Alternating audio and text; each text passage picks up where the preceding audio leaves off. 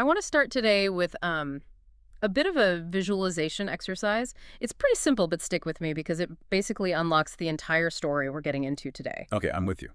So I want you to picture the Swiss flag. Easy enough. A red square, white cross, right in the center. Right. Clean, iconic. You're probably thinking of, I don't know, chocolate or fancy watches. But now, in your mind, just flip the colors, make the background white, and make the cross red. What are you looking at? You're looking at, well, arguably the most recognized symbol of hope and crisis response in human history, the Red Cross. It seems like such a simple design trick, doesn't it? Just hit invert on a photo. But looking at the research we've pulled for today's deep dive, that symbol hides a history that is, well, it's messy, incredibly bloody, and just full of contradictions. So we're going to unpack how a symbol that is literally the inverse of a national flag became this global sign of neutrality. And that's where it gets really fascinating because we're digging into this huge contradiction. Yeah. You have a movement that started with a very specific, deeply religious Christian ethic, the whole Good Samaritan idea. Right. And it tried to evolve that into a strictly secular, neutral legal system that's supposed to work for everyone, everywhere. And as the sources show, that transition was not smooth. We're talking about a businessman's nightmare in 1859 that completely changed the rules of war, a serious intellectual feud with Florence Nightingale. Oh, absolutely. And why being neutral is actually way harder than it looks. It raises a really important question for today, I think. In such a polarized world, does refusing to take a side, does that come at a moral cost?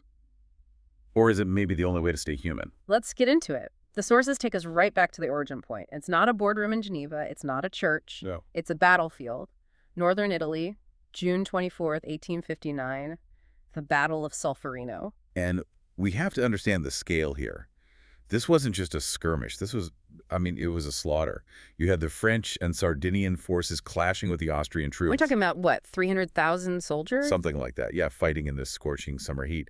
And the casualty numbers mentioned in the accounts are just, they're staggering. By the end of a single day, there were 40,000 casualties. 40,000.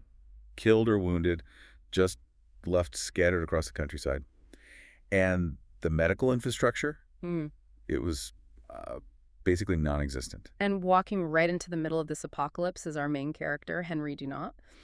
And, looking at his profile, he seems like completely the wrong guy for this. He's not a doctor. He's not a general. No, not at all.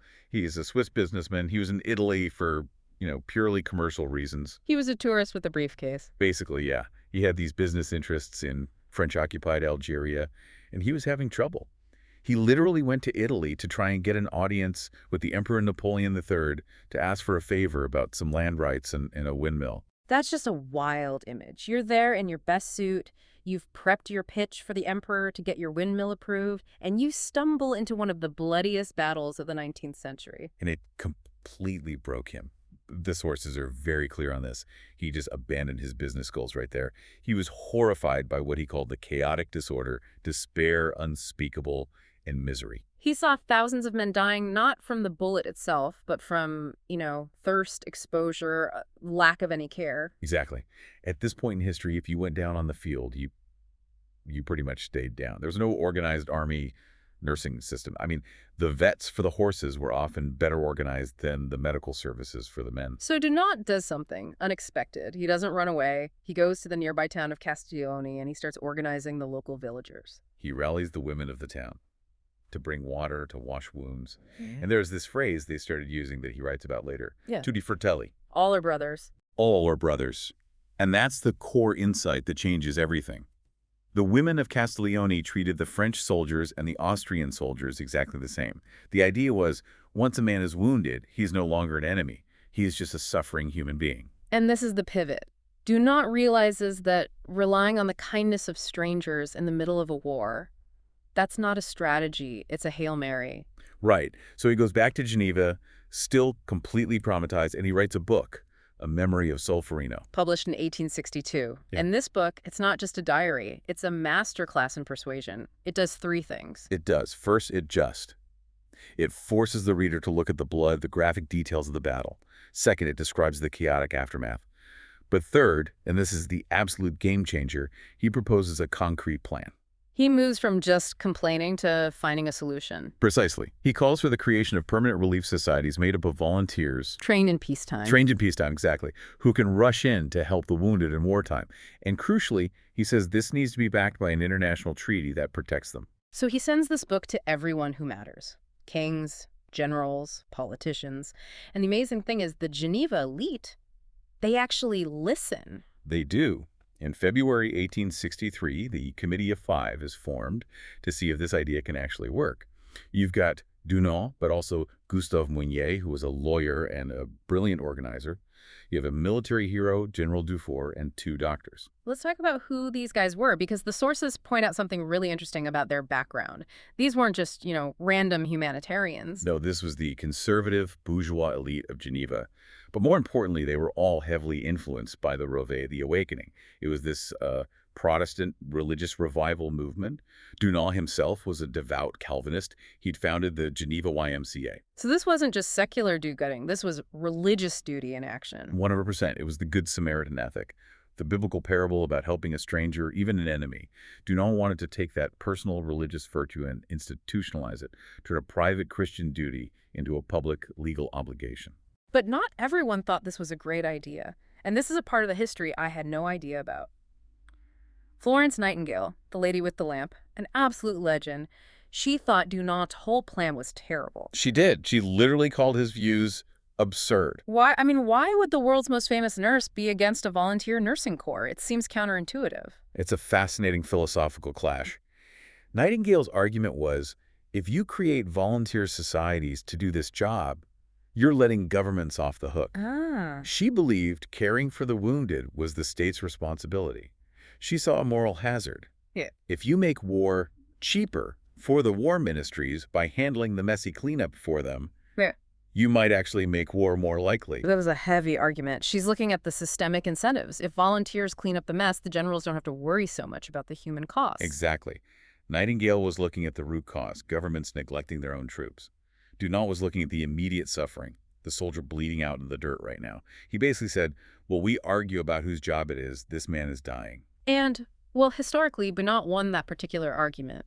The need was just too immediate. He did. The committee moves fast. By 1864, they get 12 nations to sign the first Geneva Convention. And this is a monumental shift in international law. Right. It establishes that ambulances and hospitals are neutral. They're inviolable. You don't shoot the doctor. But to make that work, you need a sign. You need something a soldier can see through the smoke of a battlefield from 200 yards away and instantly recognize, do not shoot. They needed a uniform emblem. And they adopt the Red Cross on a white background. And the official story we always hear is that this was a tribute to Switzerland, right? The host country. Just reverse the federal colors to honor Swiss neutrality. That is the official story. And it makes perfect sense. Switzerland neutrality, it's a perfect alignment. But if you really dig into the source material, some historians call this a stroke of genius and a mistake at the same time. Okay, unpack that. The genius part seems obvious. It's high contrast, easy to paint on a wagon. Why was it a mistake? Because regardless of the intent, it's a cross. Right. Even if you say it's just the Swiss flag reversed, to most of the world, that looks like a Christian symbol. Exactly. And the sources suggest there's actually no written evidence in the original 1863 minutes that the inverse Swiss flag was the explicit reason. It's very possible that was a convenient explanation they adopted later, maybe around 1906, to try and quiet down the religious controversy that had already started. Because if you're trying to build a universal, neutral organization, walking around with a giant red cross might send let's say, a mixed message to non-Christian nations. And it did not take long for that to become a massive problem. This brings us to the crisis of universality. Fast forward to 1876, the Russo-Turkish War. So you have the Russian Empire versus the Ottoman Empire. Christians versus Muslims. Right. The Ottoman Empire had signed the Geneva Convention. Legally, they agreed to the Red Cross. But once the war started, the Ottoman authorities just said, look, we can't do this. They felt the cross was offensive to their Muslim soldiers. It reminded them of the Crusaders. So what did they do? Did they just not use an emblem? No, they improvised. They painted their ambulances with a red crescent. And the Red Cross organization had a choice to make there. Do you stand your ground on the treaty, which says cross, or do you adapt? They adapted. And this is a crucial moment. They accepted the red crescent because they wanted to maintain access to the wounded. They realized that if they insisted on a specific graphic design, they'd lose the ability to actually help people. So the unity of the symbol fractured, but for a good reason. It did. The Red Crescent was officially recognized later, in 1929, but it didn't stop there. This issue of symbols just kept coming up, which brings us to Israel. Right. Israel's Relief Society, Megan David Adam, they wanted to use the red shield of David, a red star of David. Which seems logically consistent, right? If you have a cross and a crescent, why not a star? But the international body rejected it for decades. Yeah, and their argument was this fear of the proliferation of symbols. They worried that if every country wanted its own religious icon, a red lion, a red swastika, whatever, the protective value would be lost. A soldier needs to recognize one or two signs instantly, not memorize a whole catalog. That's a valid logistical point, but it meant Israel was basically excluded. Yes. For over 50 years, Megan David Adam couldn't be a full member of the movement because they wouldn't use the cross or the crescent. It was a huge point of contention. So how did they finally solve it? Because they are members now. They solved it with geometry. In 2005, they adopted the red crystal. The red crystal? What is that? It's the third protocol emblem. Visually, it's just a red square frame standing on one of its corners, like a diamond shape with a white center. So it looks like nothing. That is exactly the point. It's devoid of any national, political, or religious meaning. It's an empty vessel. It allows Israel or any other country to join the movement without adopting a symbol that carries all that cultural baggage. Wow. It took them almost 150 years to find a symbol that was truly, truly neutral. It's amazing how much energy goes into just finding a way to say, I'm here to help, please don't shoot me. It really is. But the symbol is just the surface, right? What's really holding this whole thing together isn't the paint on the ambulance, it's the philosophy underneath it all. The 7 fundamental principles. Adopted in Vienna, 1965. This is basically the operating system of the entire movement. And I want to drill down on 2 of these because the sources really emphasize the difference, neutrality and impartiality. In normal conversation, we kind of use those words to mean the same thing. We do, but here they are totally different. And understanding the difference is key. So impartiality is all about the victim. It means you act based solely on need. Okay. You don't care if the wounded person is a saint or a sinner, a general, or on your side or the other side. Is he bleeding? Does he need help? Yes, that is impartiality. You treat the enemy soldier exactly the same as your own. So impartiality is, I don't judge you as a person. Exactly. Now, neutrality is about the conflict itself. It means the Red Cross does not take sides in the hostilities. They don't say who's right and who's wrong. They don't get involved in political or religious controversies. So neutrality is, I don't judge the war. Perfect way to put it. And here's where it gets really tough. One of the sources uses this brilliant analogy. It says neutrality is a means to an end. It's a tool. You stay neutral so you can gain the trust of all sides to get access to the victims. The quote that really stuck with me was, the Red Cross is in politics up to its neck, but like a swimmer, if it swallows the water, it drowns. It's a perfect image, isn't it? I mean, think about it. To get to a prisoner of war camp, you have to talk to the dictator. To cross a front line, you have to negotiate with the warlord. You are swimming in politics.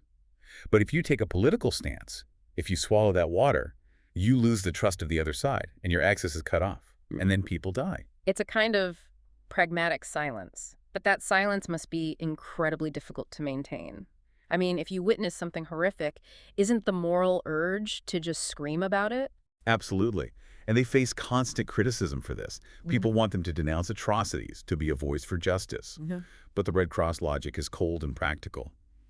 If we scream, the prison doors close, and we can't feed the prisoners anymore. It's a heartbreaking trade-off. You trade your voice for access. You give up the moral high ground of condemnation so you can actually do the work on the ground. It is.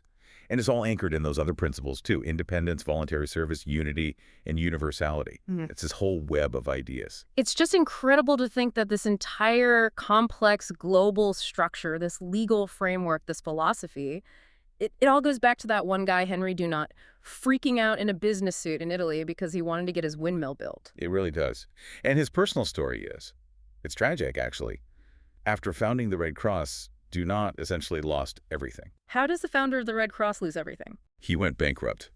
Those business interests in Algeria came back to bite him. He was caught up in a financial scandal. In Geneva society back then, that was a cardinal sin.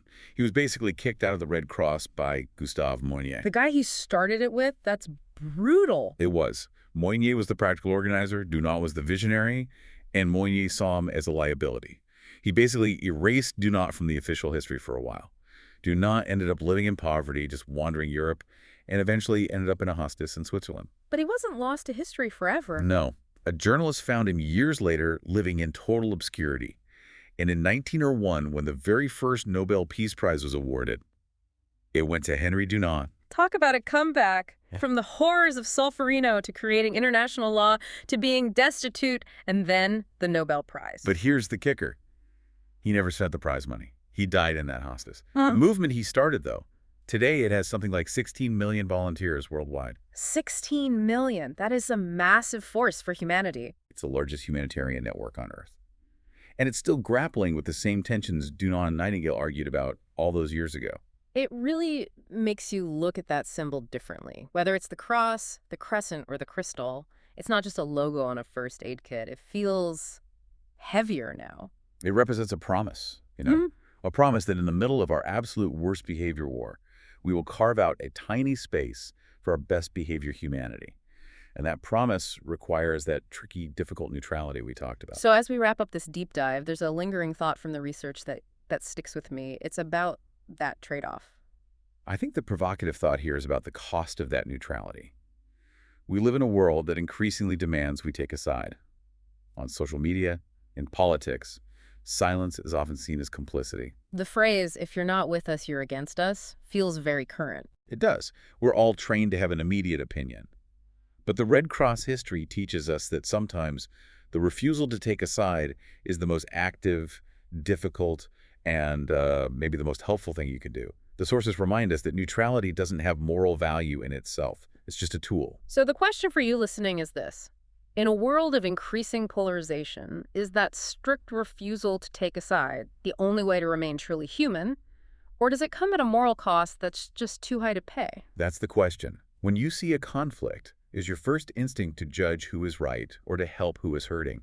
The Red Cross bets everything on the latter. Something to think about the next time you see that red cross or red crescent or red crystal on the news. It's not just an inverted Swiss flag. It's a line in the sand that says humanity stops here. Thanks for diving in with us. My pleasure.